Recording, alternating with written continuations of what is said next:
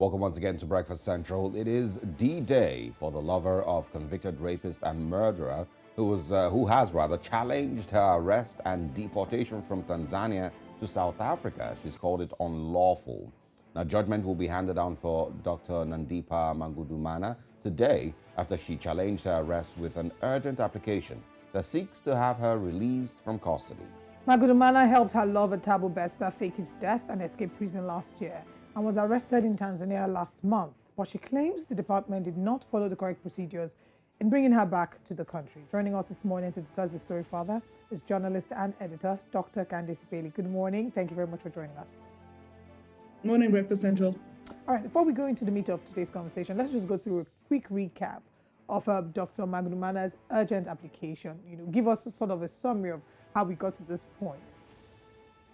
So, morning, all of you. You'd remember that Dr. Magudumana had paused her bail application about 3 weeks ago, saying that new evidence had come to light. And at the time, we didn't know what that evidence was.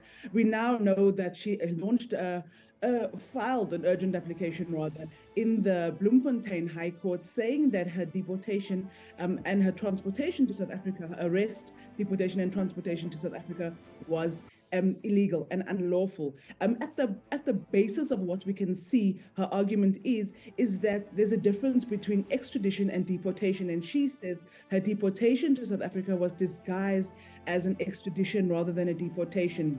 Now, there are various laws that guide how an extradition and how a deportation should be managed, and what we understand is that she's claiming that under deportation she should have first been convicted in Tanzania and then deported to South Africa, but she was just deported to South Africa. She's basically claiming that there are procedural errors in terms of how she was arrested and who she was arrested by in Tanzania. Okay, well, it was a busy, first few days in court last week with, of course, the South Africa's Home of Affairs and the National Prosecuting Authority also stepping in.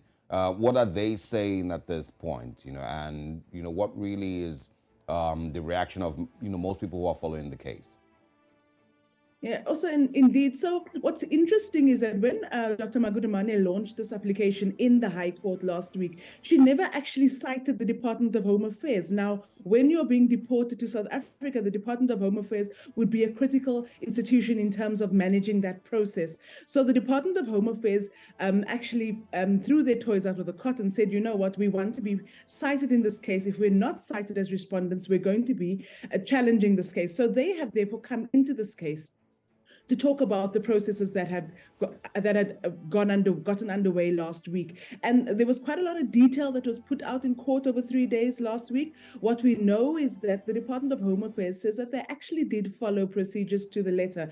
And in the court papers that were filed, they've actually provided both the Department of Home Affairs and the National Prosecuting Authority, who have come in to represent the National Prosecuting Authority and the police. They've come in to say that actually they follow the letter to the T.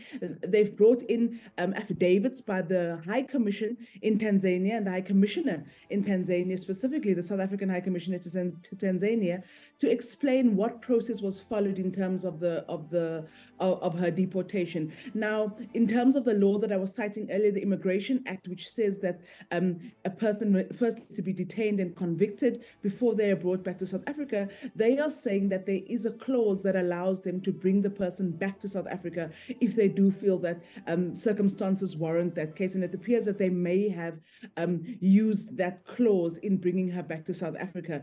They are basically saying that Dr. Magudumana is wasting the court's time, she's wasting the country's time, and that the case needs to be struck off the roll. All right. Okay, go ahead, please.